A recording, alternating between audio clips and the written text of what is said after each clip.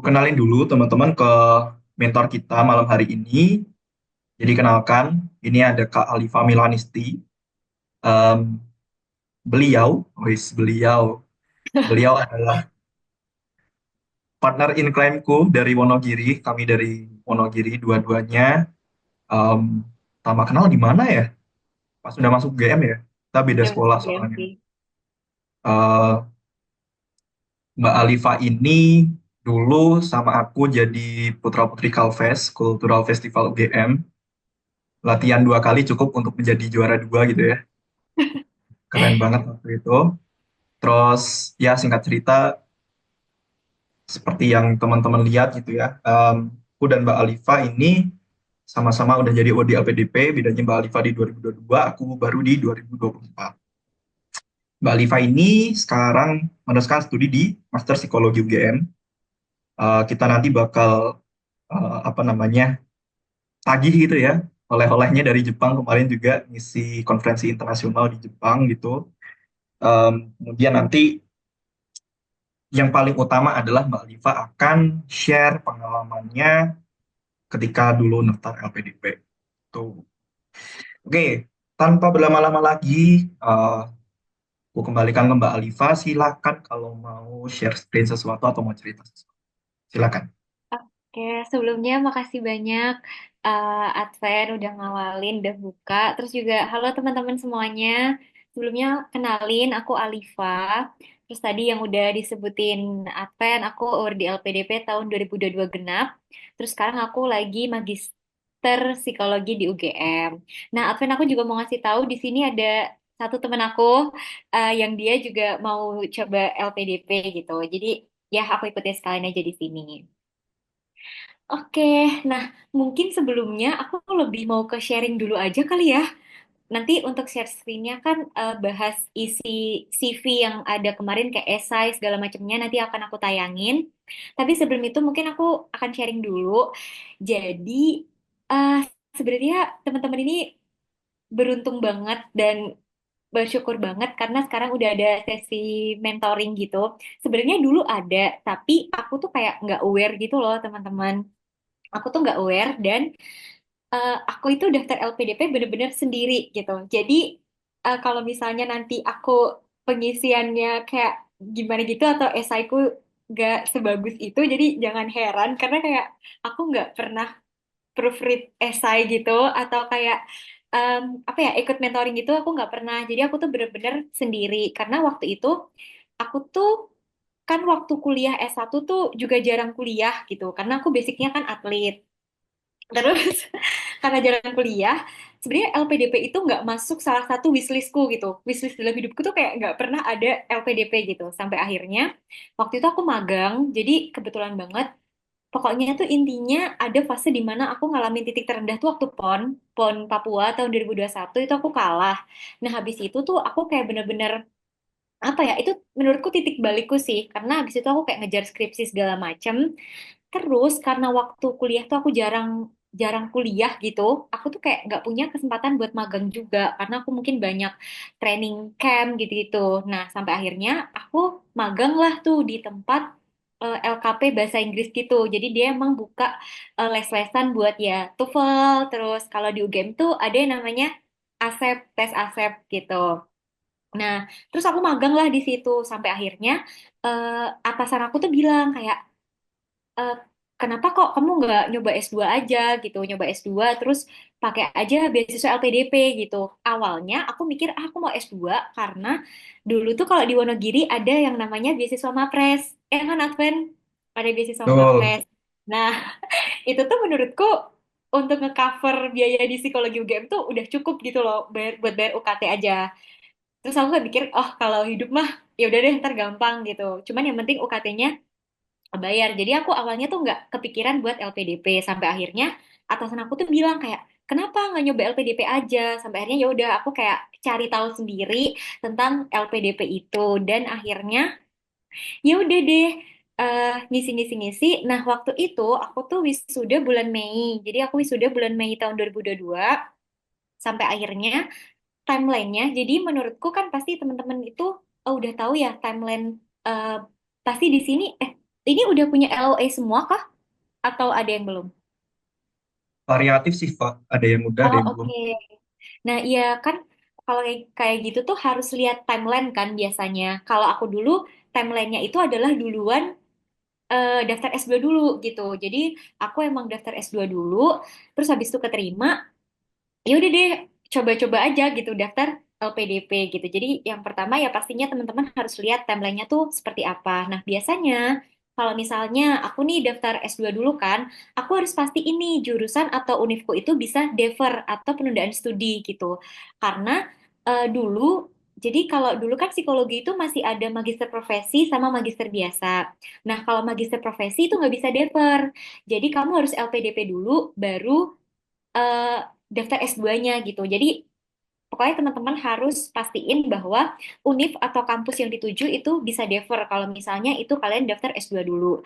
Kalau misalnya LPDP dulu, ya udah. Nah, biasanya itu kampus ataupun LPDP itu ngasih waktu 18 bulan buat kita cari kampus ataupun cari beasiswa. Kalau aku dulu sih gitu, aku nggak tahu ya aturan yang baru tuh seperti apa. Dan mungkin setiap kampus atau univ juga pasti punya kebijakan masing-masing. Jadi coba aja ditanyain ke akademiknya. Gitu sih kalau awalnya gitu. Terus sampai akhirnya karena aku udah pakai LOE, berarti kan aku melewati satu tes kan, yaitu tes eh, bakat skolastik gitu ya. Nah, itu aku ngelewatin itu. Kalau Advent kan kamu ngerjain kan, Ben? Aku ngerjain bakat skolastik Oke, aku. nah kalau Advent kan ngerjain. Nah, kalau aku tuh enggak. Cuman timelinenya itu, nah kemarin tuh ada yang nanya nih di Instagram aku, kayak kalau misalnya nih kita udah punya LOA, kan kita ngelewatin satu tes itu kan. Nah, apakah kita tetap ngikuti timeline yang udah ada? Iya, betul. Tetap ngikutin timeline yang udah ada. Jadi emang aku tuh ngerasa lama banget ini proses LPDP itu karena aku harus nungguin juga yang tes bakat skolastik. Jadi nggak bisa walaupun misalnya kita skip tes bakat skolastik, tapi interview duluan tuh nggak bisa gitu. Nah, terus mungkin aku juga sekalian aja ya sharing masalah waktu seleksi substansi gitu. Karena kan aku kalau nanti tes bakat skolastik mungkin ke Advent aja karena aku jujur nggak pernah, jadi nggak kebayang juga. Tapi menurutku sependek pengetahuan aku kalau tes bakat skolastik tuh banyak-banyak latihan aja, banyak-banyak latihan soal, terus kayak ya lihat dimanapun gitu. Nah, kalau eh, tes substansi itu tuh aku kebagian banget minggu pertama. Jadi aku bener-bener minggu pertama dimulai itu aku dapat jadwal duluan gitu.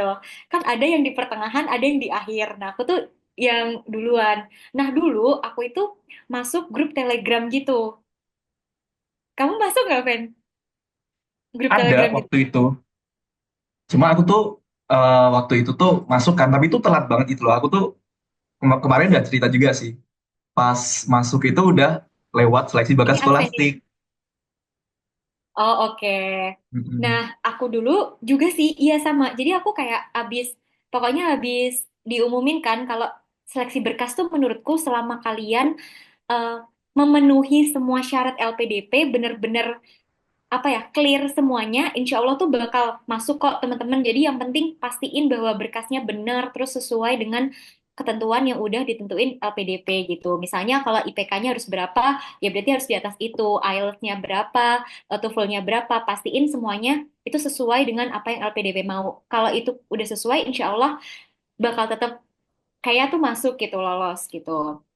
Nah, habis itu aku kan masuk di grup Telegram gitu kan. Sebenarnya gini, ada plus minusnya sih karena aku juga waktu yang angkatan Advent ini aku kan juga mentoring salah satu teman aku. Nah, dia itu malah kalau join grup Telegram itu kayak ngerasa nggak cocok gitu karena malah bikin overthinking dan juga apa ya, banyak yang dikhawatirin gitu. Nah, kalau aku itu join, tapi yang benar-benar itu kalau misalnya teman-teman join karena di situ tuh banyak banget orang yang sharing apapun itu, dan ya itu bikin kayak ternyata gini ya, tapi aku tuh apa ya, plusnya itu adalah aku lebih waspada aja gitu, maksudnya aku akan melakukan yang terbaik tapi hasilnya tuh nanti tetap yang di atas gitu loh, karena kita nggak pernah tahu gitu. Kalau tes substansi itu, menurutku itu semuanya tergantung dari interviewernya. Kalau misalnya pertanyaannya pun menurutku tuh tergantung kita jawabnya gitu. Karena kalau dari pengalaman aku itu mostly ditanya tentang karate, perkaratean gitu. Karena kan aku atlet karate kan. Nah, aku tuh emang menyasarnya ke sport psychology. Nah, itu bener-bener yang ditanya tuh tentang karate gitu. Bahkan aku bisa bilang 70-30% lah itu karate doang gitu. Terus yang kedua adalah esai. Esai itu kalian harus bener-bener di luar kepala karena di interview itu yang ditanyain tuh akan seputar esai kalian. Jadi jangan sampai kalian tuh apa ya kayak bingung atau nggak menguasai apa yang kalian tulis gitu. Termasuk misalnya kan nanti kalian ngisi kelebihan, kelemahan itu sebisa mungkin harus di luar kepala, jangan sampai kelihatan baca gitu. Karena eh, pasti interviewer tuh tahu oh kamu menguasai atau enggak gitu. Terus yang ketiga itu masalah bahasa. Nah, bahasa ini juga tergantung interviewer. Jadi mau misalnya kalian daftar luar negeri pun bisa jadi full Indonesia juga bisa. Advent full Indo atau enggak? Aku full Indo. Tuh kan, padahal Advent luar negeri kan, Fen? Iya.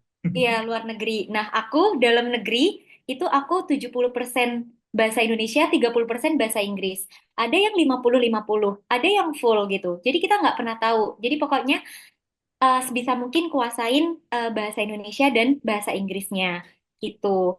Dan kalau yang menurutku yang keempat itu adalah kalau misalnya kalian ditanya, ya tadi deh kalau misalnya yang ketiga kalau misalnya interviewernya nanya pakai bahasa Indonesia, ya udah jawabnya pakai bahasa Indonesia.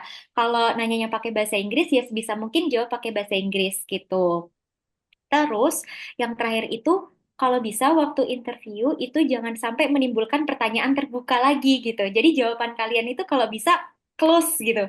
Kayak interviewer tuh nggak mungkin nanya lagi gitu. Jadi sebisa mungkin close gitu sih. Nah, mungkin itu sharing dari aku dan gini teman-teman, karena aku tuh kan baca ya di Telegram gitu, teman-teman tuh pada sharing. Nah, ada yang aku tuh ngerasa waktu aku interviewer, abis tes substansi itu aku nangis karena aku ngerasa kayak bukannya gini doang ya, cuman kayak ternyata nggak sesusah itu dan aku tuh ngerasanya ah ya ampun aku dipermudah banget gitu makasih banyak ya Allah gitu kan kayak terharu banget aku tuh karena ya yang dibahas tuh masalah karate doang gitu dan mungkin teman-teman juga misalnya teman-teman daftar dalam negeri maupun luar negeri pertanyaan yang pasti kayaknya tuh ini pasti ditanyain adalah kenapa kok kamu ambil di sana gitu kamu ditanya nggak Fen? Iya benar. Juga Ya kan, sama. itu pertanyaan wajib sih. Kenapa kok kamu milih kampus itu? Kenapa kok kamu daftar di sana?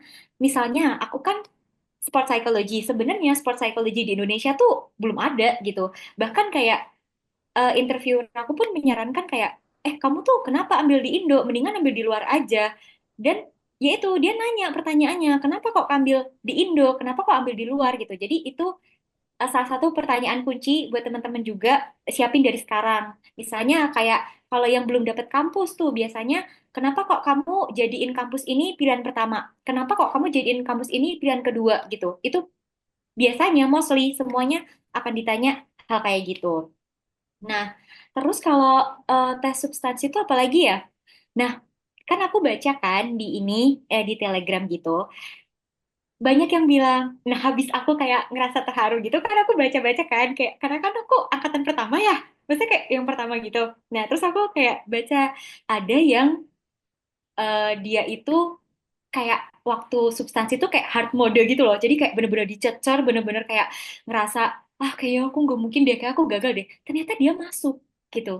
Dan ada Hmm. yang ngerasa kayak eh ternyata gampang banget ya ternyata kayak oh kayaknya aku bisa deh ada yang nggak masuk gitu jadi bener-bener kayak unexpected gitu loh teman-teman jadi ketika kalian selesai menurut aku kayak udah nothing tulus aja perbanyak doa kayak nggak ada yang tahu itu nanti tuh gimana gitu terus Tahu mungkin nggak? kenapa. Kan mentorku kan ada satu lagi kan yang dari UGM Ah, juga. Nah, dia ah, tuh bilang pas habis substansi itu gini, Pak. Udah, kamu gimana habis substansi, lupakan aja. Gitu. Tapi bener-bener kan waktunya kan lama banget kan dari habis substansi ke ininya, ke pengumumannya gitu. iya benar Bener. Nah, menurut aku tuh kayak udah lupain aja. Yang penting kalian waktu substansi tuh just do your best aja gitu. Lakuin aja yang terbaik dan hasilnya tuh pikir nanti. Karena ya itu nggak ada yang tahu. Kalian ngerasa ah kayak aku gagal, belum tentu, belum tentu gitu. Nah, terus habis itu juga, nah aku tuh ngerasa yang terakhir karena kan interviewer aku tuh bilang kayak kamu kenapa kok ngambil di Indonesia? Kenapa nggak ambil di luar negeri? Kalau saran saya sih, kamu mending ambil di luar negeri ya. Apa nanti kalau misalnya keterima LPDP, terus kamu bisa pindah, pindah aja gitu. Tapi kan LPDP itu nggak bisa. LPDP itu bisanya pindah kampus dari dalam negeri ke dalam negeri atau dalam negeri ke luar negeri gitu. Jadi, eh dari luar negeri ke Luar dalam negeri ke negeri. dalam negeri. Ya betul, kalau dalam negeri ke luar negeri itu nggak bisa. Nah, interviewer aku tuh bilang, kamu kalau bisa pindah, pindah aja gitu. Nah, cuman aku tuh kayak ada kayak mikir karena waktu aku baca di Telegram juga ada yang bilang kadang interviewer itu pengen mencoba menggoyahkan pendirian kita gitu, pengen ngecek oh seberapa seberapa kuat sih pendirian kita gitu. Jadi sebisa mungkin jangan sampai terkecoh juga di situ. Gitu sih kalau pengalaman substansi aku gitu. Pokoknya teman-teman kayak ya menurut aku coba aja weh karena nggak ada yang tahu sumpah. LPDP itu tricky banget gitu dan kalau udah rezekinya juga nggak bakal kemana. Gitu sih. Semoga membantu ya. Dan ini aku mau share screen yang masalah coba aku jelasin yang esai aku ya, yang aku isi ya. Kayak Hmm. kurang lebih sama sih sama kayak punya Advent. Bentar, Oke, bentar. sembari Alifa share screen ya. Gimana Boleh, boleh. teman-teman? Udah mulai terpantik ya. 10 menit pertama dibersamai energi positif Mbak-mbak premium Enggak IG. ada. Nah, jadi bener banget apa yang dibilang Mbak Alifa gitu ya. Tadi ya mungkin aku sebelumnya kalau di Mentiku udah pernah cerita juga kalau misalkan mulai dari tes administrasi, SBS sampai substansi itu apa ya? Ya udah kerjain aja terus unik-unik gitu loh. Kayak Oke. yang pas waktu itu pas aku substansi juga eh kan banyak yang pada ketakutan gitu ya, takut dicecer atau gimana. Tahu nggak aku pas substansi itu diajak diajak curcol sama diajak curcol sama panelisnya gitu. Terus si si waktu itu psikolog aku panelisnya tiga-tiganya kan ibu-ibu semua gitu kan, Pak. Terus yang waktu itu panelisnya yang psikolog gitu cerita sama aku apa namanya ya satu dan lain hal kayak gitulah. Terus ya santai aja gitu ketika aku mungkin ya di mata mereka ada yang belum tuntas untuk apa dijabarkan atau aku pakai bahasa yang terlalu teknis itu kan sering juga kan. Mas Adven boleh nggak ya aku dijelasin dengan bahasa awam. Artinya aku ini nih kalau urban design kan mas banget gitu. Tapi aku kan psikolog mas, aku kurang tahu. Coba dijelaskan secara awam kayak gitu. Nah di satu sisi itu aku, oh, ya seru juga ya gitu. Maksudnya menjelaskan ke orang yang lebih awam terus ya itu justru di satu sisi unexpected juga loh. Panelisnya kok bisa sesantai ini gitu. Dimana teman-teman yang lain tuh cerita, kok galak atau gimana gitu. Ya kayak gitu. Mungkin pengalamannya sama juga kayak Alifa tadi sih. Oke. Aku izin share screen Oke, ya. Wait. boleh, boleh. Oke, udah kelihatan? Di slideshow dulu, Pak. Udah. Udah kah? Udah kelihatan nggak? Oke, sudah, Udah sudah. kan? Oke, tadi kan udah kenalan ya sama aku. Aku basicnya atlet, terus juga ya udah aku emang terjunnya tuh di psikologi gitu. Kalau Alven kan arsitek, kalau aku psikologi. Nah, terus nih, ini kan nanti kalian teman-teman kan bakal ngisi ya. Nah, ini kalau punya aku aja ya, punya contoh punya aku itu yang pertama tuh kan kelebihan. Nah, kelebihan ini tuh ya udah kelebihan itu menurutku ya misalnya teman-teman punya manajemen waktu yang baik, terus juga teman-teman tuh berani, mandiri gitu. Nah, tapi jangan cuman sekedar eh, poin itu doang gitu, tapi teman-teman harus nunjukin, oh di bagian mana sih teman-teman itu mandiri, di bagian mana sih teman-teman itu berani ngambil keputusan, atau mungkin juga manajemen waktunya baik gitu. Nah, mungkin kalau misalnya dalam manajemen waktu tuh, karena aku sejak kecil kan atlet gitu ya, jadi aku tahu gitu loh. Dan aku tuh selalu berusaha buat bisa menyeimbangkan kegiatan akademis sama non akademis aku gitu. Misalnya contohnya kayak gitu. Jadi ketika menulis kelebihan ataupun kekurangan itu jangan cuman apa ya, cuman kata sifatnya aja gitu, tapi juga dibarengi dengan bukti. Kalaupun misalnya kelemahan, teman-teman harus ini ngasih penjelasan bahwa oh ternyata teman-teman itu tahu sih gimana caranya mengatasi kelemahan tersebut. Misalnya nih, kalau aku tuh eh, misalnya terburu-buru gitu ya dan cenderung ingin cepat melakukan sesuatu. Nah, mungkin usahanya tuh apa gitu. Kalau misalnya dalam sehari itu terlalu banyak target gitu. Biasanya pokoknya itu tuh sifat sih, bukan yang kayak apa ya. Kalau kelemahan itu eh, lebih ke ya kalau misalnya teman-teman kayak kurang teliti atau perfeksionis gitu itu juga bisa ditulis gitu. Terus kalau misalnya ini nanti kan ada pengalaman membanggakan dan kurang membanggakan. Nah, pengalaman membanggakan itu ya pengalaman apa sih yang paling membanggakan di dalam hidup teman-teman gitu. Kalau aku ngambil, aku itu waktu itu pernah apa bawa nama Indonesia di waktu kejuaraan di Swiss gitu. Jadi aku tulis aja gitu. Nah, sebenarnya nggak harus pengalaman yang besar gitu ya, walaupun kecil, tapi kalau ketika itu membanggakan, misalnya teman-teman dapat IPK tinggi atau misalnya jadi eh, apa ya wisudawan terbaik itu juga bisa gitu. Pokoknya pengalaman yang membanggakan menurut teman-teman dan kalau bisa itu tuh juga disambungin sama kontribusi teman-teman selama ini gitu. Kalau misalnya ya mungkin kalau aku kan eh, kelihatan gitu ya misalnya kalau bawa nama Indonesia, oh ya udah aku berkontribusi buat Indonesia gitu secara langsung. Nah mungkin teman-teman misalnya pernah mengajar di mana gitu juga bisa ditulis. Kalau itu juga disambungin sama kontribusi gitu. Nah, menurut aku teman-teman, kalau aku berkaca dari pengalaman aku, karena kan kalau LPDP itu kan nggak ada jalur prestasi ya, emang adanya tuh reguler kan. Aku kan juga masuknya lewat reguler. Nah, menurutku tuh prestasi itu sebenarnya nggak yang membantu banget gitu loh. Maksudnya itu cuma buat batu loncatan aja kalau menurutku. Tetap yang dilihat itu kontribusi sih kalau menurutku di LPDP itu. Gitu.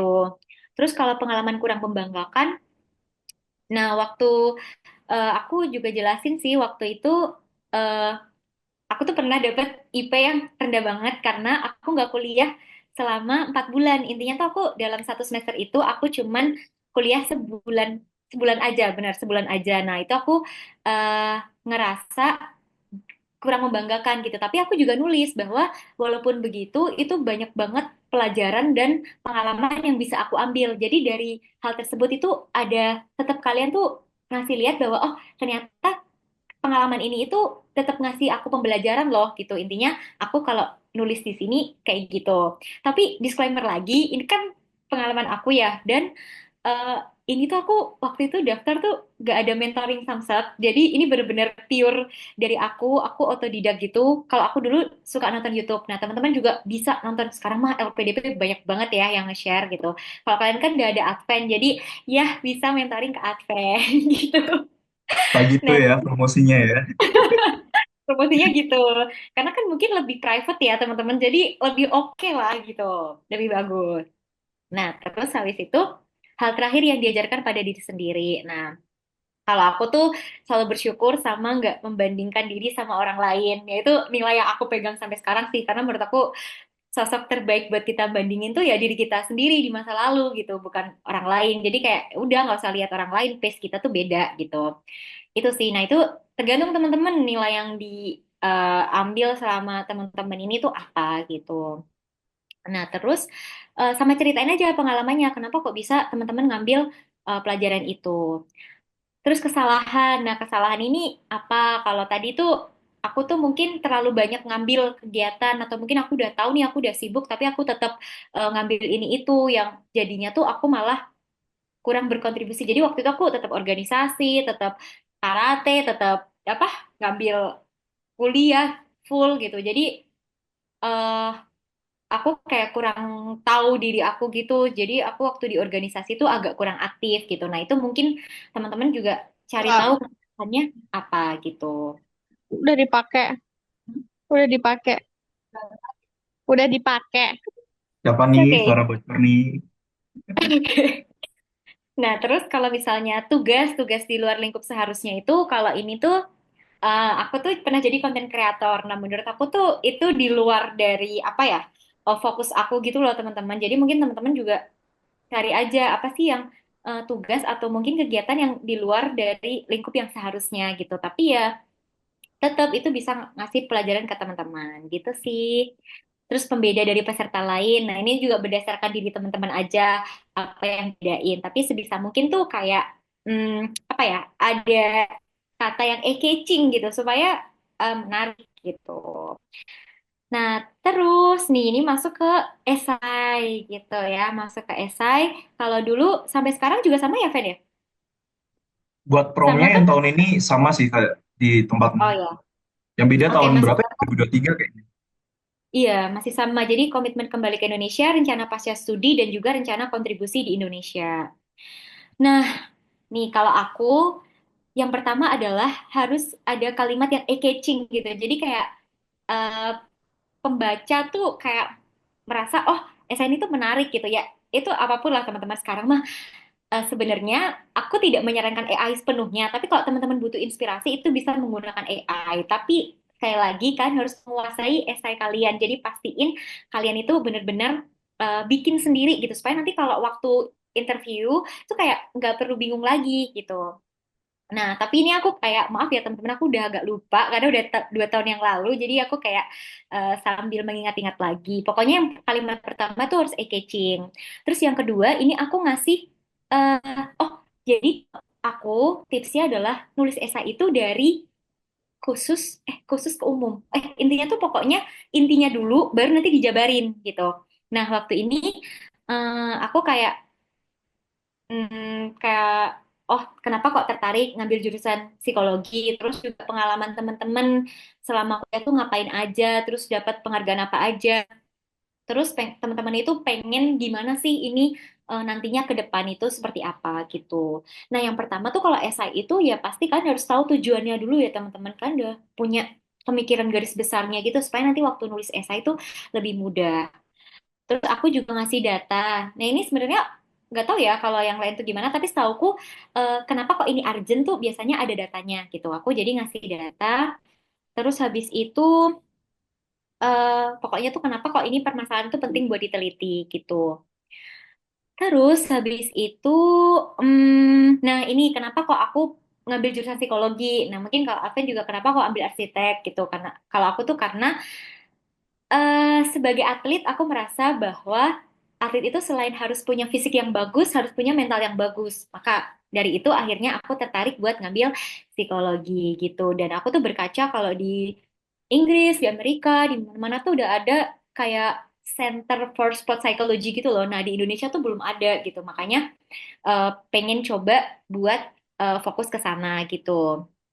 Terus, nah itu kan harus tahu gapnya ya, eh, gap penelitian ataupun juga gap apa ya fakta yang ada di luar maupun di Indo terus kenapa kok kalian ambil di sini gitu intinya kalian harus tahu gapnya gitu terus abis itu apa lagi ya kalau misalnya ini sih lebih ke pengalaman-pengalaman gitu terus sama eh ini kontribusi kalian selama ini tuh apa aja.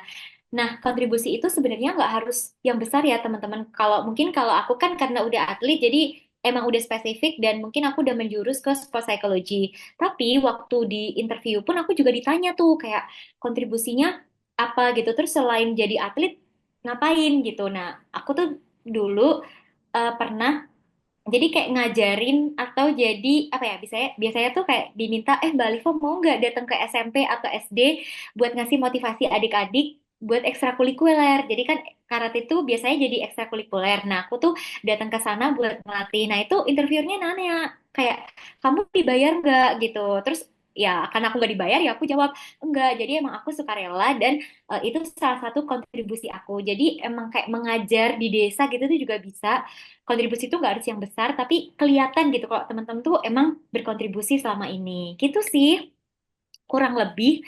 Terus sama kedepannya tuh mau gimana ya? Tadi misalnya mau habis ini mau S3, terus pokoknya tuh harus visioner gitu rencana ke depan tuh akan seperti apa supaya LPDP tuh tahu gitu. Oh, ternyata ini beneran loh anak ini tuh beneran mau S2.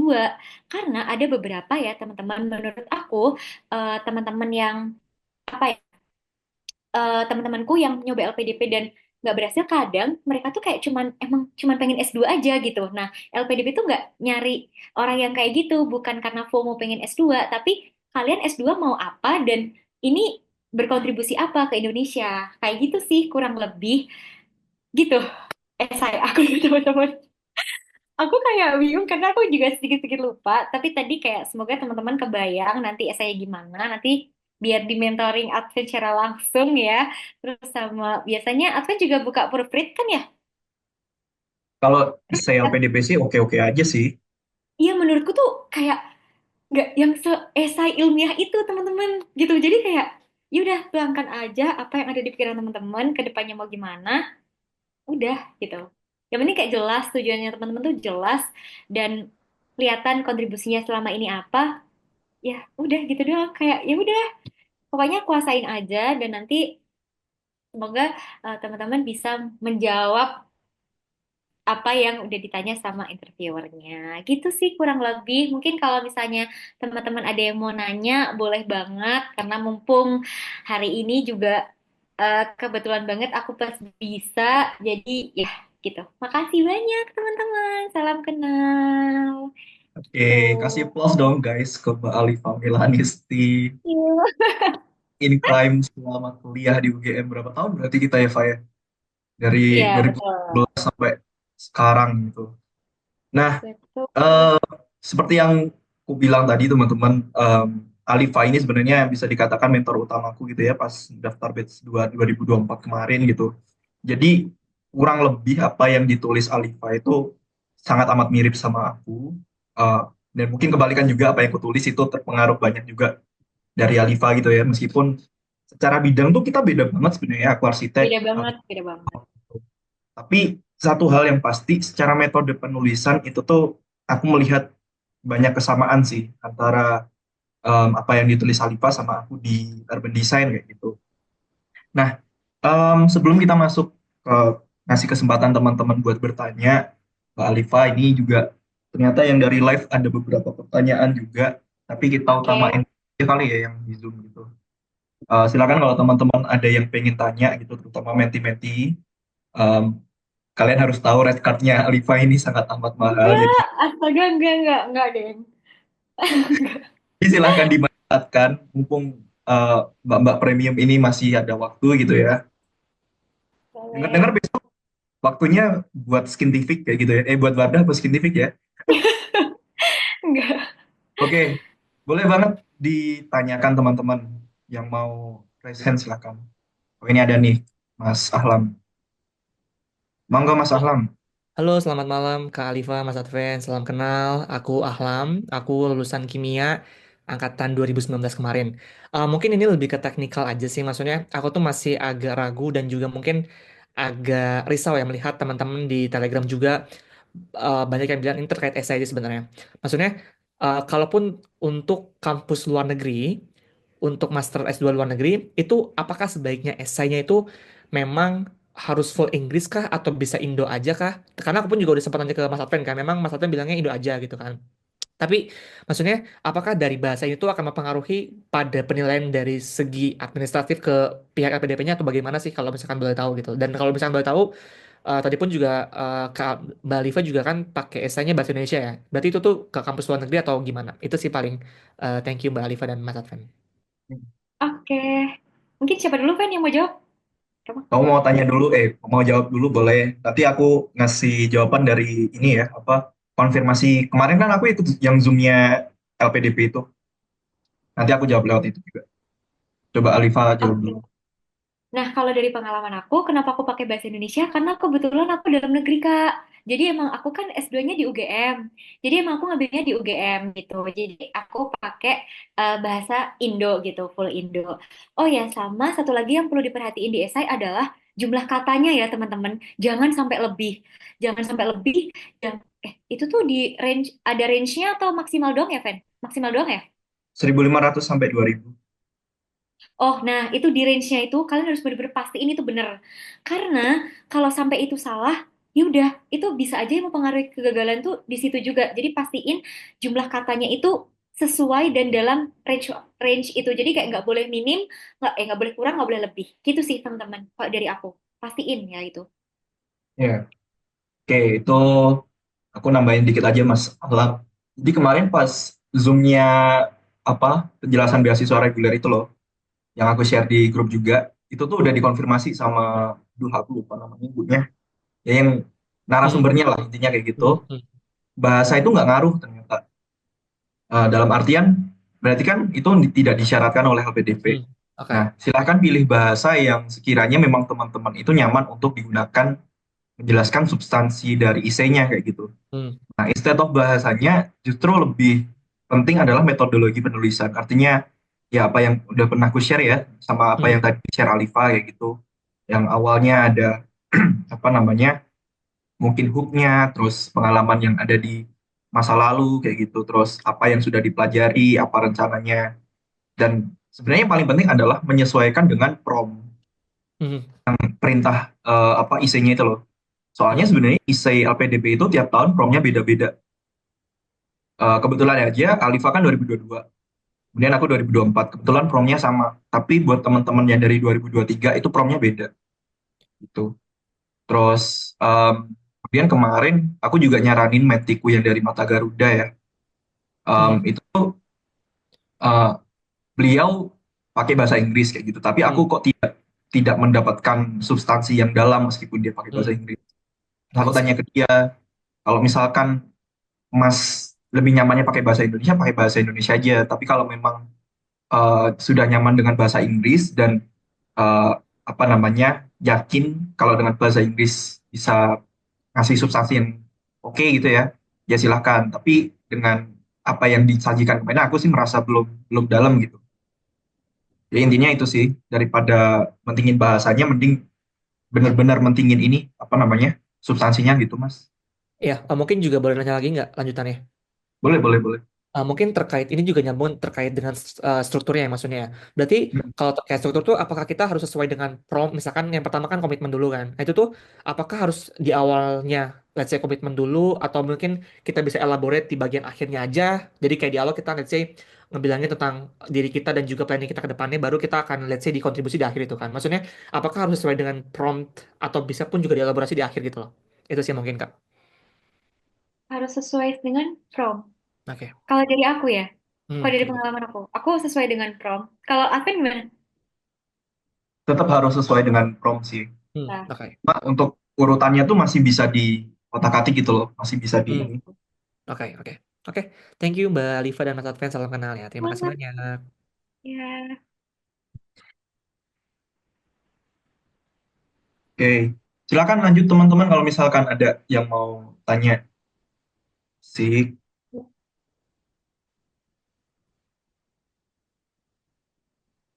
Oke, boleh Kak Yuri ya? Oke, Oke. selamat malam Mas Adven dan juga Mbak Alifa. Salam kenal, aku Yuri. Kebetulan di LPDB 2025 ini aku juga berencana ngambil arsitektur sama kayak Mas Adven. Nah, mungkin terkait hal yang pingin aku kepoin dari Mbak Alifa, kira-kira dulu pas dalam rangka menyusun esai itu Mbak Alifa ada kayak metode buat nyusun esainya nggak? Soalnya kan kalau yang aku tahu sekarang tuh biasanya kayak ada opening, introduction, dan lain-lain. Nah, kalau dari pengalaman Mbak Liva sendiri, dulu pas nyusun esai itu gimana sih step by step brainstorming sampai berhasil jadi esai? Itu yang pertama. Terus yang kedua mungkin pada saat wawancara, apakah ada pertanyaan mengenai pendalaman riset atau judul tesis yang nanti mau diajukan pada saat master gitu? Thank you. Oke, makasih banyak pertanyaannya, Kak Yuri. Nah, kalau dari esai, jadi bener-bener kan aku, tadi yang aku bilang ya, kalau LPDP ini tuh aku kayak bener-bener sekali coba, terus kayak, aku bahkan juga nggak nyangka kalau misalnya ternyata bisa berhasil gitu, one shot gitu kan. Nah, waktu itu kalau nyusun esai itu, sebenarnya ini nggak boleh ditiru, jadi aku tuh SKS gitu. Nah, menurut aku teman-teman harus udah dari sekarang. Cuman, walaupun aku SKS, aku tuh udah punya ini poin besarnya gitu. Oh nanti kayak misalnya tadi aku tuh pengen S2 karena aku pengen mencoba mengembangkan Center for Sport Psychology di Indonesia gitu. Jadi aku udah punya gambaran besarnya. Nah, menurut aku mungkin teman-teman juga harus ada kenapa kok teman-teman S2 itu mau ngapain itu harus ada pegangannya gitu. Habis itu tentuin tujuan atau teman-teman udah kepikiran nih, oh besok kayak aku mau S3 di mana, rencana ke depannya seperti apa itu teman-teman udah kebayang dulu. Nah, untuk penulisan sendiri sebenarnya aku waktu itu tuh kayaknya nonton YouTube siapa ya? Aku aja lupa gitu. Pokoknya aku tuh nonton berbagai macam lah ya orang-orang yang kayak sharing gitu masalah gimana cara nulis esai gitu. Nah, terus ya udah aku kayak combine dengan nah tadi yang Aten bilang bahwa prom itu tuh nggak semuanya sama setiap tahun. Cuman emang kebetulan prom kita tuh sama gitu dan tahun 2022 pun juga sama. Nah, kalau aku lihat yang punya teman-teman 2023 ya jelas pasti beda atau mungkin 2021 aku lupa ya promnya seperti apa. Nah, itu pastiin aja promnya tuh benar dan kalian harus punya garis besarnya dulu. Jadi kalau aku ya, aku tuh punya intinya dulu baru aku eh aku jabarin gitu biasanya. Kalau aku sih nulisnya gitu ya. Apa sih namanya? Deduktif atau induktif ya? Aku bakal lupa gitu. Intinya kayak gitu. Nah, terus kalau dari introduction segala macam sebenarnya ya introduction itu penting ya. Itu pasti di bagian awal dan yang pertama tadi hook. Kalau menurut aku yang paling penting tuh ada hooknya, introduction, terus juga pengalamannya seperti apa, baru masuk ke penulisan masalah promnya. Gitu sih kalau dari aku. Semoga menjawab. Terus tadi pertanyaan kedua tuh terkait apa Kak? Tadi Mbak Alvin. Itu Oh, itu pertanyaannya. Oke, ya. pertanyaan ditanyain nggak masalah risetnya? Seingat aku, kayaknya itu nggak ada yang nanya dalam banget gitu Kak. Cuman kan emang interviewnya udah tahu kalau aku emang tertarik ke sport psychology kan. Jadi aku pastinya nanti tesisnya tuh ambil sport psychology. Cuman mereka nggak nanyain tuh, beliau-beliau nggak nanyain mau gimana gitu nggak nanyain. Tapi berdasarkan eh, pengalaman aku ya lihat di Telegram gitu tuh banyak yang sharing juga ditanyain gitu. Dan mungkin rata-rata yang ditanyain juga bisa jadi yang ambil doktor, ambil S3 karena kan kalau mereka pasti ada kan. Nah, kalau kita tuh kayaknya ada yang ditanyain, ada yang enggak. Jadi sebenarnya pokoknya tuh menurutku ya, waktu interview itu tergantung kita membawanya pembicaraan ini mau kemana gitu. Kalau misalnya karena mungkin aku dibahasnya karate terus, ya udah aku kayak bawa itu karate terus, jadi aku lebih mudah gitu. Kalau menurut aku sih pastinya harus disiapin aja karena aku pun juga wah gila aku tuh punya pasti teman-teman juga nanti akan punya list pertanyaan gitu kan kayak kisi-kisi gitu yang banyak banget kan itu kayak aku nulis 100 deh kayaknya 100 pertanyaan nggak ada yang keluar maksudnya tuh yang keluar tuh ya cuman biasa doang gitu bahkan kalau dari itu kan kayak kalian harus tahu nih LPDP gimana, siapa aja, sesilahnya gimana aja, itu udah aku tulis, semua udah aku hafalin, nggak ada yang keluar gitu. Jadi pokoknya yang penting ya siapin aja dan kalian kuasain esainya. Gitu sih kalau menurutku Kak. Semoga menjawab ya. Sangat menjawab Mbak Alifa. Tapi aku boleh ada pertanyaan dikit lagi nggak? Boleh, Follow up question mungkin. boleh, boleh. Tadi kan Mbak Alifa menjelaskan pada saat menghadapi wawancara itu baiknya kita menjawab agar tidak ada follow up question gitu. Jadi langsung close gitu. Nah, boleh diceritain atau dikasih contoh sedikit nggak gimana dulu Mbak Alifa menjawab pertanyaan wawancara gitu. Biar mungkin meminimalisir adanya pertanyaan lanjutan yang bisa kemana-mana gitu. Oke, nah mungkin kalau itu jujur aku tuh kayak udah agak lupa ya Kak. Cuman kalau dari pengalaman aku tuh eh mungkin karena aku tuh yang ditanyakan tentang karate ya, jadi kayak untungnya tuh itu nggak, aku tahu bahwa itu tuh nggak akan menimbulkan pertanyaan terbuka gitu, karena mungkin uh, interviewernya juga ya mungkin nggak banyak paham juga tentang karate, tapi kan emang aku kan nyambungin ke sisi psikologinya kan, nah itu bisa aja ditanyain gitu. Nah kalau misalnya nih kan tadi ada yang nanya juga ya Kak Ratih ya. Kakak jawabnya gimana pas ditanya kenapa milih di Indo bukan di luar negeri gitu. Nah, aku jawabnya gini karena eh ke- kalau misalnya saya di Indo, saya itu jadi lebih dekat dengan permasalahan yang udah ada di Indonesia gitu. Jadi bukan yang ada di luar negeri. Dan saya bisa berkontribusi secara langsung tanpa menunggu nanti kalau udah lulus gitu. Karena kalau misalnya kita di luar negeri kan pasti kita nunggu lulus dulu baru bisa berkontribusi secara langsung gitu ya. Mungkin kalau by online tuh bisa, cuman kan rasanya beda gitu. Dan itu juga aku lakuin misalnya dengan kemarin aku jadi asisten psikolog atlet disabilitas gitu. Nah, itu salah satunya gitu. Jadi aku emang bilang bahwa saya pengen berkontribusi secara langsung tanpa menunggu, kemudian juga lebih dekat dengan permasalahan yang ada di Indonesia. Itu yang aku jawab sih. Mungkin kalau teman-teman punya variasi sendiri juga bisa. Nah, kalau aku eh, karena pengalaman aku kayak gitu, ya aku jawabnya karena lu pengen lebih dekat aja sama permasalahan yang Indonesia. Karena kan pasti beda ya culture di luar sama di Indo gitu. Nah, aku pakai jawaban itu dan abis itu ya udah nggak nanya lagi gitu. Jadi pokoknya sebisa mungkin jawab apa ya yang kayak emang itu tuh kayak ya udah gitu kayak nggak akan menimbulkan pertanyaan terbuka lainnya gitu sih semoga menjawab ya. Oke, Kasih thank you Mbak Liva. sama-sama udah kejawab sekalian ya Emang tadi pertanyaan. emang beda ya dijelasin Mbak Premium ini tuh Kenapa? kayak seneng aja gitu dengerinnya. Oke, ya itu tadi ya Mbak Yuri itu dari Mbak Alifa. Nah, sebenarnya aku dulu pernah cerita juga nggak sih di grup kalau misalkan aku punya teman Alifa gitu, terus kenapa dia memilih masuk di UGM, terus kenapa milihnya UGM lagi. Nah, mungkin ini karena aku orang dalam gitu ya. Em, Alifa tuh juga kalau nggak salah ada proyeksi buat jadi dosen juga ya, Fa ya? Iya tapi gak tahu ya aku kayak akunya yang kayaknya enggak deh. Nah, jadi dalam dalam artian gini, Pak, si Metiku ini kan ada beberapa yang pengen jadi dosen juga. Oh Nah, oke. waktu itu tuh aku notice ketika waktu dulu ya, mungkin pas mentoring sama kamu atau pas aku apa nge-grade kamu pas habis dapat LPDP langsung itu tuh em, Kak Alifa ini tuh jelas gitu teman-teman. Dalam artian dia tuh pengen jadi dosennya dosen apa, kemudian dosen di mana, kayak gitu. Nah, kayak contohnya Alifa dulu kayaknya concernnya emang lebih ke psikologi olahraga kan ya. Nah, itu psikologi olahraga pertama. Kemudian yang kedua, ketika dia ditanyain emang dibutuhkan, dia tuh bisa jawab. Waktu itu tuh dibutuhin memang karena di UGM sendiri kan belum ada ya, Pak ya, psikologi Belum ada olahraga. belum ada. Nah, kebantu dengan backgroundnya Alifa yang juga atlet PON gitu. Nah, artinya ketika Alifa ini punya apa ya visi jadi dosen, dia tuh bisa menjelaskan gitu. Dia mau jadi dosen di mana, apa yang akan diajarkan secara spesifik, kemudian kebutuhan dari universitasnya itu tuh ada.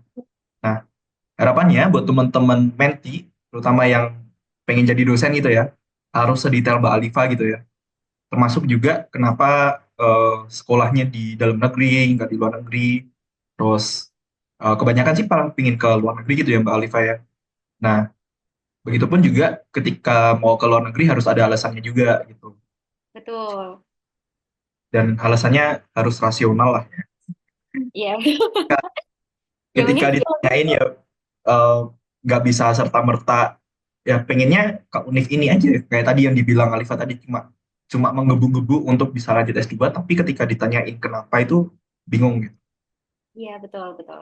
Jadi harus tahu pokoknya kalau teman-teman kenapa milih hal ini tuh udah tahu alasannya tuh apa. Kalau misalnya tadi pun kalau misalnya teman-teman tertarik sport psychology di luar negeri, menurut aku itu pasti bisa banget karena emang di Indonesia tuh belum ada gitu. Makanya kenapa interviewer aku juga bilang, kenapa kok kamu ambil di dalam negeri? Harusnya kamu mending ambil spesifik ke sport psychology di luar negeri gitu. Jadi sebisa mungkin teman-teman bener-bener tahu nih univnya ini seperti apa, terus teman-teman tuh bisa masuknya celahnya di mana gitu. Jadi biar meyakinkan gitu kalau oh ternyata ini bener-bener loh anaknya tuh mau S2 dan bener-bener eh, bisa berkontribusi nantinya. Gitu sih. Oke, ada lagi kah teman-teman yang mau tanya? Ayo ini mohon dimanfaatkan ini Mbak-mbak Premi ini red cardnya ya Allah. Ini orang Ini yang dalam bener. ilmuwan nih. Boleh Oke, Pamela mau nanya? Kak Pamela silakan. Oke, selamat malam Mas Adven dan Mbak Liva. Kenalin, aku Pamela. Di sini aku mau tanya, tapi di luar isai. Nah, kalau aku kan udah buka akun, terus itu tuh di situ setelah form yang kelebihan, kekurangan, tuh ada yang riwayat pendidikan, terus organisasi, pengalaman pekerjaan gitu. Nah, kalau sepengetahuan Mbak Alifa sama Mas Advan, misal di pengalaman pekerjaan, kalau internship gitu yang misal 3 bulan atau setahun itu bisa dimasukin nggak sih? Kalau yang Bisa, tentang kayak gitu, bisa. itu atau harus yang kayak pengalaman kerja tapi yang berbayar, yang dibayar gitu, atau yang unpaid juga bisa dimasukin. Kalau kalau dari aku bisa ya, Pen ya? Bisa, aku Bisa masukin semuanya. semua. Ya, aku tadi Iya, lihat semuanya.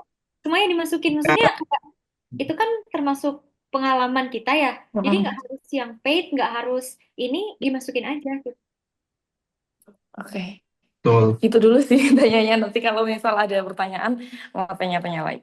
Oke, Terima kasih Mas Advan dan Mbak Liva. sama-sama. Oke, tambahan dikit ya. Kalau di CV kemarin tuh, kalau nggak salah ada pengalaman pekerjaan, terus konferensi-konferensi, apalagi sih, yang seminar-seminar kayak gitu, terus prestasi. Nah, itu tuh masukin aja. Nah, ini fun fact, Pak. Eh, Oke. Waktu aku daftar kemarin, itu tuh Hmm. aku mencukupkan batas prestasiku itu di SMA kelas 3 gitu. Oh, Nah, oke. Oke, oke. jadi apa yang udah aku capai kan berarti kalau SMA kelas 3 tuh aku terakhir tuh oh duta wisata. Duta wisata kan. Nah, habis itu aku masukin selesai. Nah, beberapa hari selanjutnya tuh ada mentor lain yang berbagi pengalaman gitu loh. Nah, dia Mm-mm. masukin dari SD. Jadi form Wah, keren. panjang banget itu. Oh iya. Iya Oke. pertama lihat, oh, kok panjang banget ya. Mas ini berprestasi banget gitu. Oh, Oh, terus oke. kelihatannya oh dari SD pantas gitu. Keterima kan? Keterima nggak? Keterima, keterima. Oh, oke. Nah, Ya gitu. bisa masukin. Terus kalau si Alifa ini kan memang sudah menjadi pembicara lebih dari 100 acara gitu ya guys ya. Nah, Enggak. kalau teman-teman di sini apa namanya mungkin jadi pembicara baru 1 sampai 3 kali gitu masukin aja. Kemudian Itu aku selain pembicara dimasukin aja. ada juga opsi sebagai panitia kah, sebagai apa namanya moderator dan lain sebagainya tuh masukin aja kayak gitu. Masuk juga yang pengalaman kerja. Yang punya Alifa kalau nggak salah aku masukin pas dia jadi konten kreator dimasukin juga. Masukin, Kemudian masukin. waktu aku magang di UGM maupun di Bandung, aku sampai sekarang tuh belum ada pengalaman kerja yang corporate based gitu loh, yang benar-benar berkontrak Sama, sama. gitu. Tapi aku tetap masukin karena aku sih ngerasa kalau memang di aku ya konteksnya aku arsitek gitu, memang itu caranya nggak ada cara lain kecuali kalau aku memang sudah memutuskan pure masuk ke dunia kerja. Sementara kan aku masih sekolah gitu. Gitu. Mungkin konteksnya sama Masukin, juga ke teman-teman yang lain. masukin aja teman-teman. Hmm. Gitu ya Gitu. Kak Pamela. Yuk, lanjut lagi. Saya Kak, Boleh. Silahkan, Kak. oke, perkenalkan nama saya Yulia. Jadi pertanyaan saya, kebetulan rencana pasca studi saya kan menjadi seorang dosen. Tapi di sisi lain saya belum punya karya ilmiah yang dipublish gitu. Apakah itu masih memungkinkan gitu? Karena eh, saya dengar beberapa informasi itu nanti bisa dikira agak jomplang gitu karena dosen tapi nggak punya karena ilmiah yang pernah dipublish gitu. Terima kasih. Oke, makasih banyak pertanyaannya, Kak. Pertanyaannya menarik dan bagus. Nah, aku tuh juga nggak punya karya ilmiah, Kak. By the way. Jadi emang aku juga belum punya karya ilmiah. Dan em, apa namanya? Aku tuh yang aku masukin ya cuman skripsi kalau nggak salah.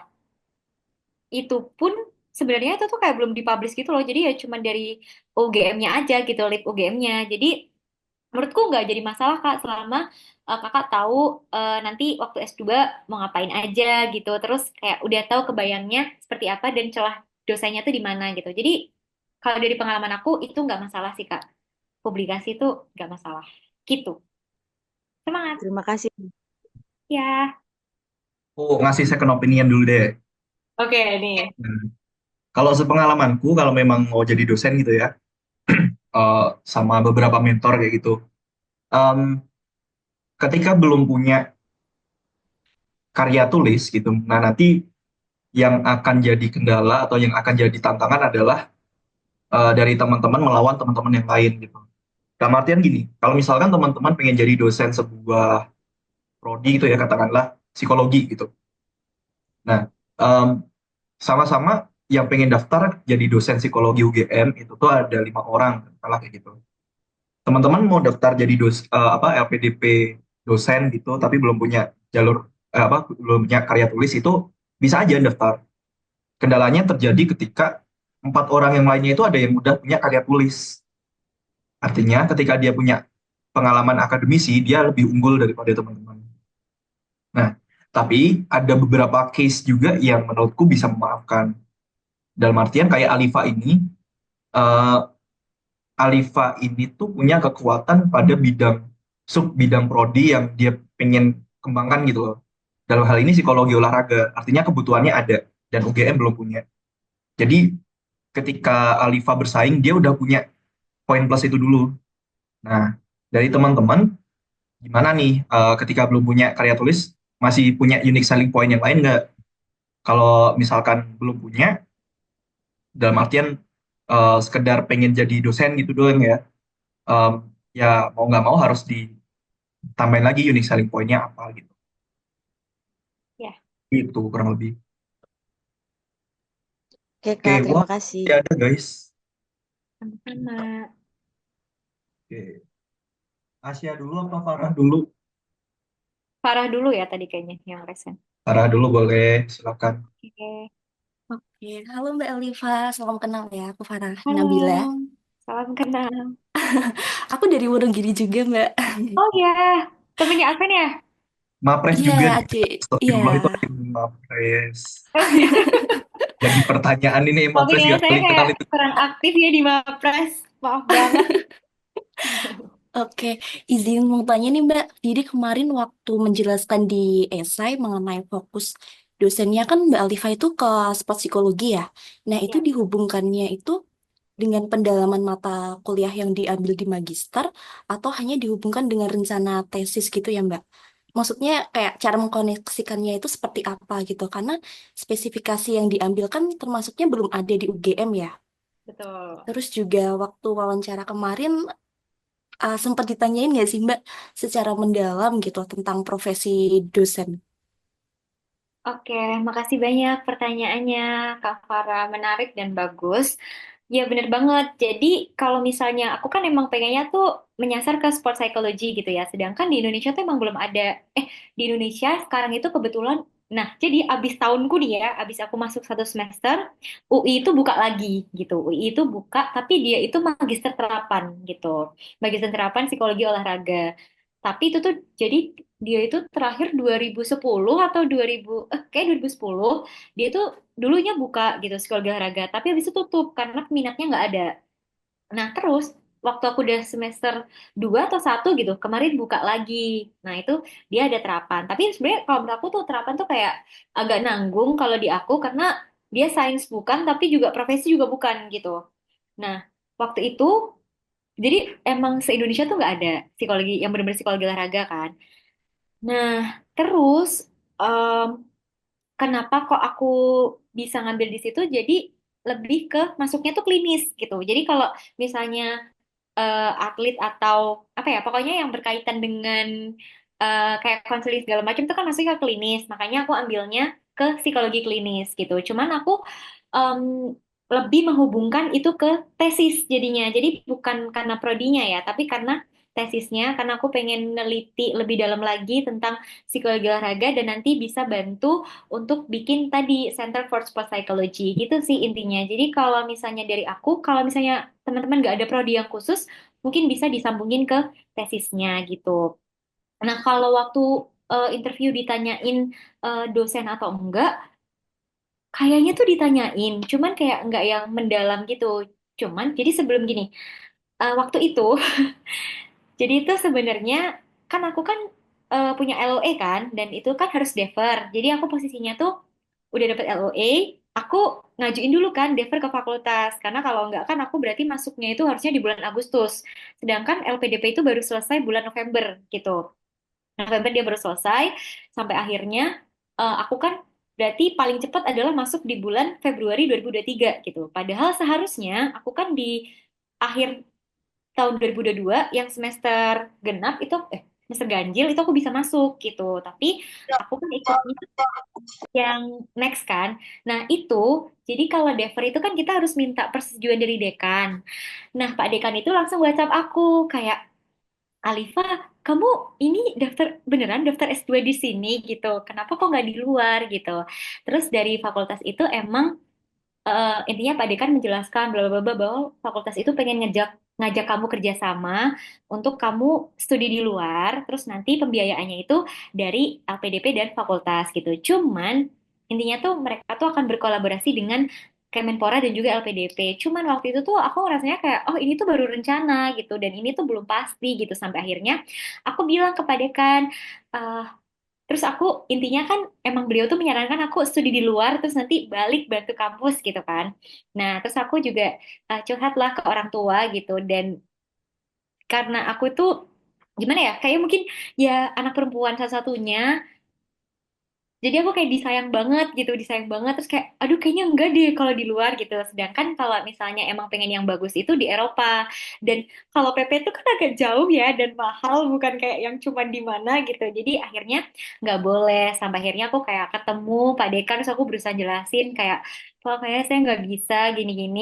Ini ya kayak yaudah ini juga belum pasti terus sama Pak Dekan boleh. Nah aku masukin itu eh, buat jadi salah satu penguat aku ketika aku interview gitu sih. Jadi mungkin teman-teman juga apa ya bisa cari apa ya kayak celahnya tuh gimana gitu. Intinya yang nantinya bisa buat teman-teman kelihatan kontribusinya ke depan buat Indonesia tuh seperti apa. Gitu sih. Mungkin aku maaf ya aku sedikit banyak sharing gitu.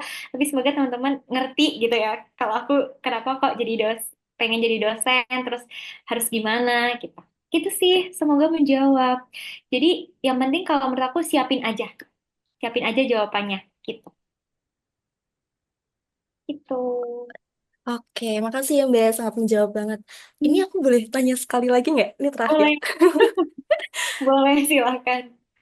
Oke, jadi mungkin ini pertanyaannya lebih ke dua-duanya sih dari Mbak Alifa dan juga Mas Adven karena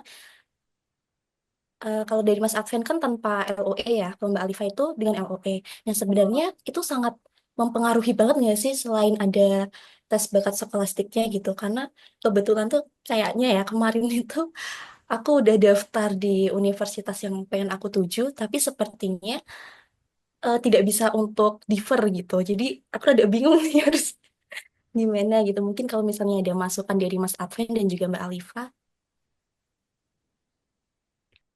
Oke. Eh, kalau menurut aku kalau tes bakat skolastik itu setauku yang penting melebihi passing grade nggak sih? Ya kan? Ya nggak, Ya, Fen? Ya kan? ya. Selama melebihi passing grade, insya Allah lulus ya. Ya ya. Ya, jadi menurutku sebenarnya yang kunci banget itu substansi. Menurutku, menurutku ya. Cuman nggak tahu kalau dari advennya sendiri gimana. Dan kalau dari menurutku non LOE atau LOE sebenarnya kayaknya semuanya tuh akan punya peluang yang sama gitu teman-teman. Cuman emang kalau menurutku keunggulannya LOE itu dia udah lebih fokus gitu, spesifik gitu. Sedangkan kalau non LOE itu ya mungkin tadi kalau seperti aku bilang karena kan dia bakal nyantumin kan pilihannya mana aja. Nah, teman-teman bakal ditanya kayak kenapa kok ini jadi pilihan pertama, ini pilihan kedua, ini pilihan ketiga. Selama teman-teman menguasai, selama teman-teman tahu jelas, ya aman aja gitu. Coba kalau dari Advent gimana? Gitu sih. Oke. Ini buat jawab ini aku sebenarnya simpel aja sih pas waktu nge-zoom sama yang LPDP kemarin ya. Itu tuh udah ada yang tanya juga ke narasumbernya. Ibu untuk yang udah punya LOE itu tuh apa punya apa sih katanya privilege gitu loh ke pendaftaran ya gitu. Terus si ibunya bilang ya ada privilege-nya adalah teman-teman nggak ikut seleksi bakat skolastik gitu. Betul. Nah, aku nangkepnya adalah udah punya LOE maupun belum punya LOE secara peluang keterima di akhirnya itu tuh sama tepan gitu ya. Cuma memang setelah mengikuti seleksi bakat skolastik aku jadi paham oh ternyata segini banget gitu ya privilege-nya karena seleksi bakat skolastik itu susah ternyata. Susah banget, susah banget. Oke. Satu step di atasnya CPNS gitu. Sebenarnya sebenarnya logika dasar sih, tapi ya ya tau lah ya. Um, ketika yang simbol-simbol selalu menguji itu tuh jadi ruwet sendiri otak kita gitu. Gitu. Nah, artinya kalau misalkan memang belum punya LOE dan mau daftar, aku sih udah membuktikan ya bahwa yang belum punya LOE pun bisa kok lolos itu, bahkan lebih tinggi nilainya daripada yang udah punya LOE. Namun secara default tentu aja LOE pasti ada pertimbangan lain gitu. Dalam artian dia di satu sisi di tes substansi gitu ya bakal terlihat keseriusan atau apa namanya spesifikasi dalam belajar itu tuh udah ditandain dulu karena dia udah punya LOE duluan. Em, Kurang lebihnya kayak gitu. Selebihnya sih bisa. Mentormu ini belum punya LOE guys. Aku masih nyari. Iya, Ya benar-benar benar. ampun, Peluangnya sama. Oh, sama aku keluarnya juga sama. waktu aku mau daftar itu kan aku juga lihat waktu itu kayak barengan aku sih. Aku juga lihat kan, ada yang punya LOE Harvard juga nggak keterima juga ada, guys. Jadi kayak itu tuh nggak tentu gitu loh. Peluangnya tuh sama. Jadi yang penting coba aja gitu. Iya lagi temanku ada yang udah dapat UQ juga belum belum dapat kemarin. Iya kan? Ada juga. Kayak maksudnya peluangnya sama gitu dimanapun.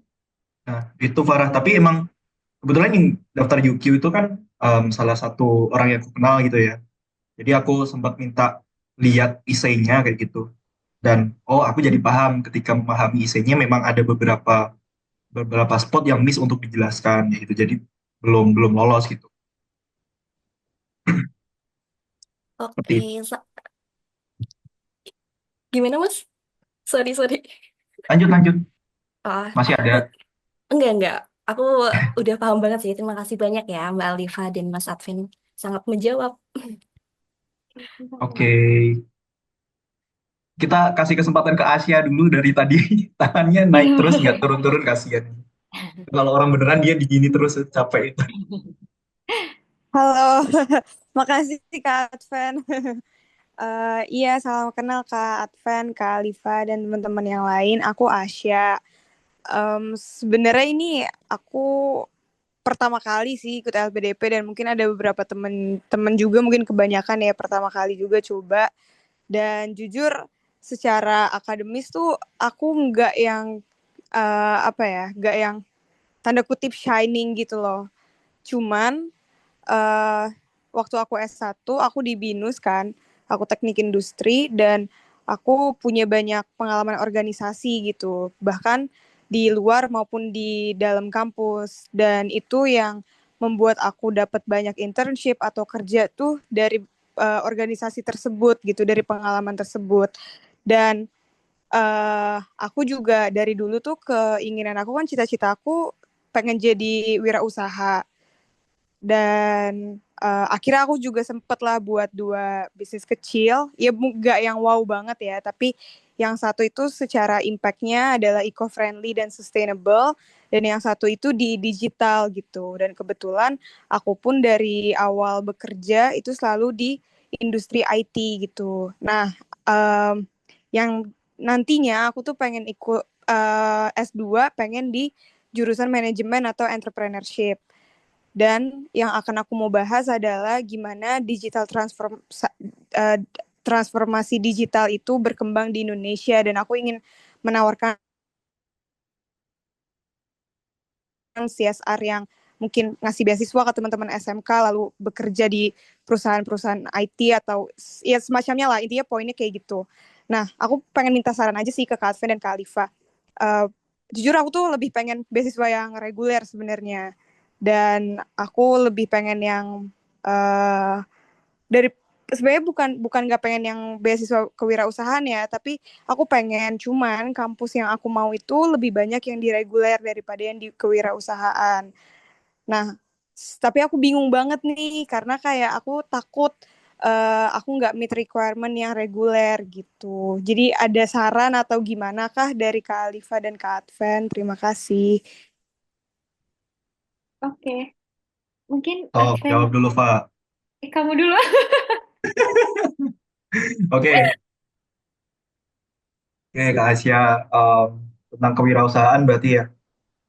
By the way, buat kewirausahaan atau manajemen itu tuh ada beberapa apa ya, beasiswa targeted yang bisa dicoba loh. LPDP sendiri kan punya kerjasama sama NUS buat beasiswa targeted. Nah, kalau misalkan apa namanya memenuhi ekspektasinya Mbak Asya gitu ya, coba aja kalau misalkan nggak di jalur reguler, coba aja di jalur targeted karena pendaftarnya kan juga lebih dikit, artinya secara peluang juga lebih gede gitu.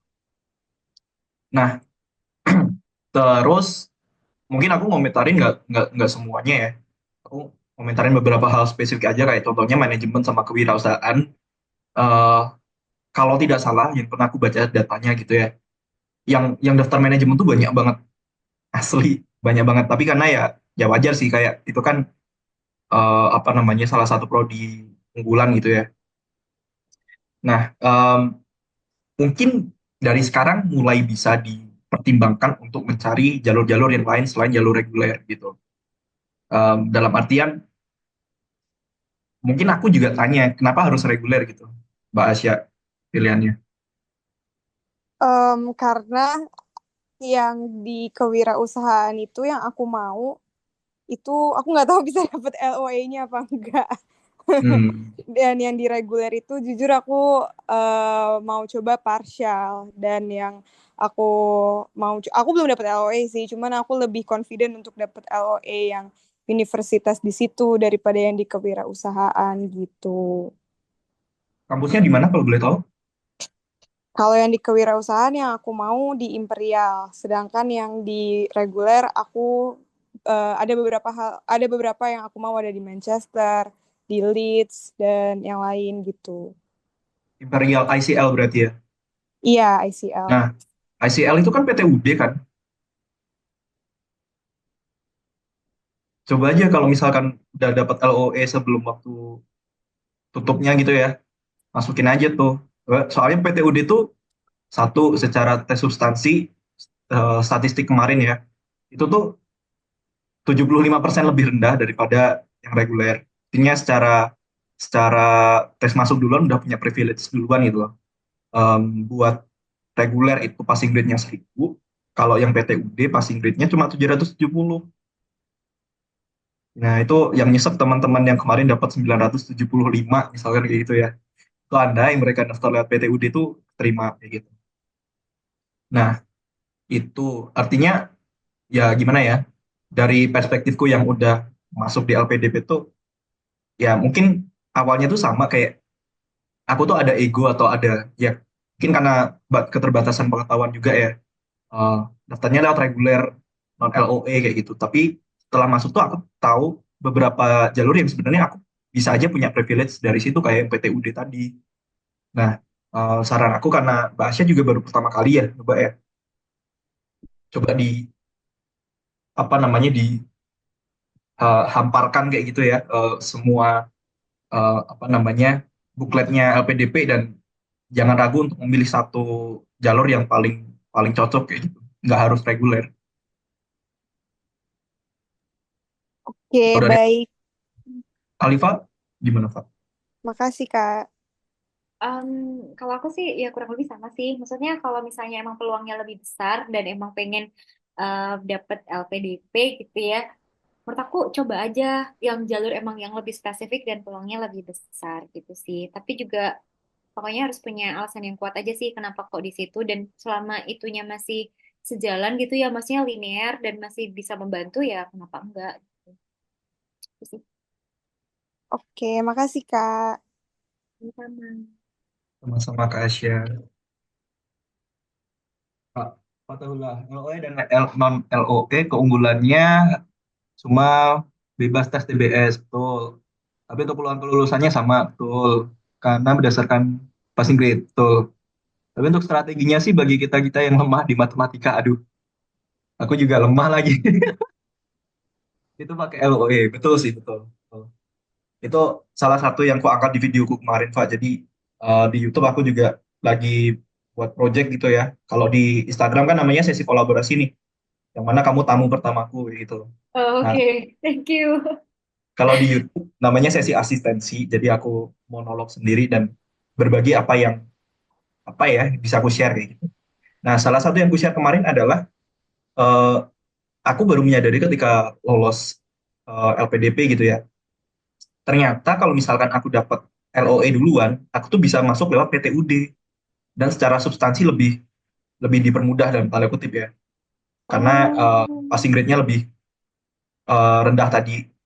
Jadi secara spesifik case-nya aku kan pengennya ke NUS. NUS kan salah satu PTUD gitu ya.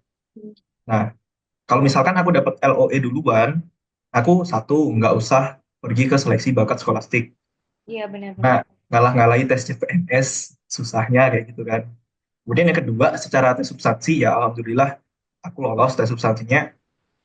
Tapi di satu sisi, ya yang tadi yang kayak case-nya yang temanku tadi, dia dapat 975, sakit banget. Eh, tapi dia lewat jalur reguler gitu loh, kurang 25 poin tembus Oh, reguler. Nah, tapi andaikan dia daftarnya lewat PTUD tuh tembus gitu, tembus bahkan sangat amat tembus kan, 975 dari 77. betul, betul. Nah, itu tadi yang aku bilang bahwa beda-beda jalur tes itu punya privilege sendiri kayak gitu. Iya betul, betul, betul. Emang kalau menurut aku tuh yang paling ini tuh reguler sih, karena emang peminat tuh banyak banget kan. Gede banget, betul. Iya, banyak banget. Jadi emang Reguler. Terus iya yang kedua itu tuh, tricky banget. nah, ya itu sih teman-teman juga yang jangan ragu ya buat mencari jalur tes yang paling amat memberikan privilege buat teman-teman kayak gitu. Bahkan aku juga mengencourage ketika kemarin LPDP itu sebenarnya nggak buka cuma 2 kali gitu loh. Pas kemarin aku batch 2 2024 nunggu itu juga ada beasiswa yang bundle antara LPDP sama Australia Award. Nah, terus dipaparin lah apa namanya statistik kelolosannya itu loh Pak. Yang daftar berapa, yang nggak yang lolos berapa, yang nggak lolos berapa. Bahkan ada beberapa jalur yang peluang kelolosannya itu 100% gitu. Oh iya. Ada. Nah, dibandingkan kalau misalkan kekeh pengen pakai jalur reguler atau jalur afirmasi kayak gitu ya. Tahun kemarin itu pendaftarnya, kalau secara total ya, Hmm.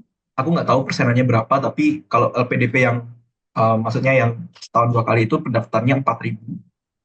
Yang batch aku ya, 4.000 yang diterima, pendaftarnya itu 31.400 sekian. Wow. Jadi ya kayak SBMPTN lagi,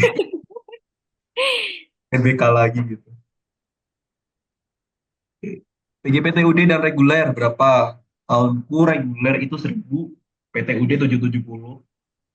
Jauh banget ya. Kemudian Jauh banget sih, jujur. jauh betul, Jauh banget, jauh banget. betul dan naik semua memang. Tuh, oke ada lagi teman-teman. Wow, tidak terasa 1,5 jam lebih.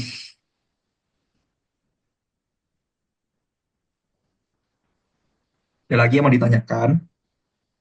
Ya, dari Instagram juga boleh kalau mau tanya-tanya guys. Tadi ada yang tanya tapi live-nya kepotong tadi nggak ke screenshot. Maaf ya.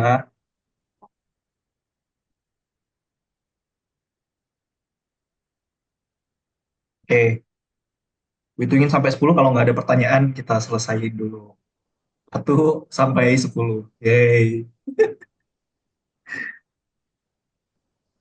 Oke, karena nggak ada pertanyaan lagi, em, buat live kali ini mungkin aku selesain dulu ya. Sekali lagi terima kasih buat Mbak Alifa sudah jadi tamu pertamaku buat sesi kolaborasi ini. Gimana teman-teman? Testimoni dong, keren kan ininya? Hmm, Aku cuma sharing aja teman-teman, semoga membantu. Keren kan mentornya? Mentor aku nih, tamplik dong.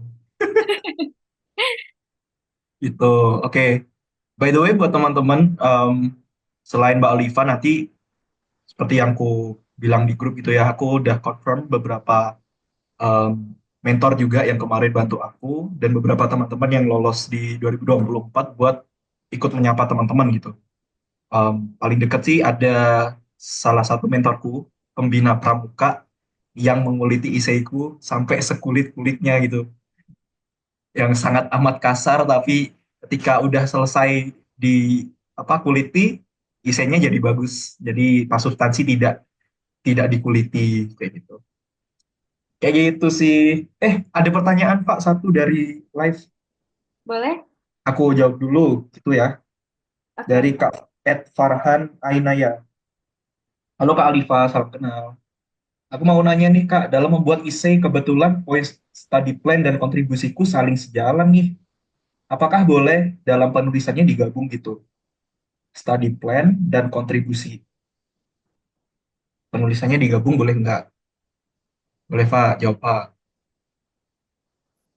Kayaknya tetap harus dipisah deh. Maksudnya kayak liatin bagian study plan-nya yang mana dan kontribusinya yang mana gitu. Cuman nanti kalau misalnya dalam hal tersebut apa ya kayak mau dielaborasi ya boleh gitu. Cuman pokoknya kalau menurut aku yang perlu kalian apa ya kayak bener-bener ngeliatin banget tuh promnya tuh sesuai gitu sih kalau dari aku. Mungkin gitu. Hmm, ya, Kayak gitu. cara Jadi, kolom pasti beda yang Kak Farhan. iya, harusnya Nah beda ya. sih kalau Tapi mungkin kalau misalkan ini kayaknya maksudnya ini deh Pak. Jadi antara study plan sama kontribusi itu ada poin-poin yang beririsan gitu loh. oh Nah, nggak apa-apa, nggak apa-apa. apakah Maksudnya selama oh, itu apa ya? Maksudnya tetap bisa dielaborasi ya nggak apa-apa. Karena pasti emang bakal berkesinambungan terus gitu loh. Bahkan aku awalnya waktu baca esai aku juga ngerasa kayak ini muter-muter nggak ya? Ini muter-muter nggak ya gitu. iya, Oke, it's okay. betul betul betul. Jadi itu Kak Farhan Ainaya em, buat essay, buat study plan dan kontribusi. Nah, justru menurutku memang harus beririsan gitu ya. Tuh, Baik harus secara, sejalan sih. baik secara timeline, baik secara kegiatan gitu. Tapi itu tadi secara storytelling memang tidak boleh saling apa ya, saling muter-muter gitu loh. Jadi kalau sudah menjelaskan satu hal, yang satunya dijelaskan secara point of view yang lain kayak gitu. Jadi nggak kelihatan, loh, kamu study plan-nya ini, terus rencana kontribusinya ini, rencana kerjanya ini, sama aja semuanya kayak gitu. Kurang lebih kayak gitu. Oke, that will be the last question for tonight, guys. Terima kasih banyak karena sudah 1 jam lebih. Terima kasih juga buat kakak-kakak menti yang bertahan 1,5 jam ya. Mohon maaf tadi sempat ada kendala teknis, tapi harapannya tidak mengurangi apresiasi dan atensi dari teman-teman kayak gitu. Jangan lupa buat ke depan ada beberapa project juga dari aku, terutama buat teman-teman menti gitu ya. Oh, apalagi dapat menti seniat ini ya kan. Di YouTube nanti bakal ada sesi asistensi, di Instagram sesi kolaborasi ini bakal bertambah lagi em, dari teman-teman mentor maupun awardee yang lain gitu. Stay tune aja. Buat malam ini kita cukup dulu. Sekali lagi kita kasih apresiasi dan applause buat Kak Alifa. Terima kasih banget Alifa sudah membersamai menti-menti aku. Terus ada kata-kata terakhir Alifa. Kata-kata terakhir.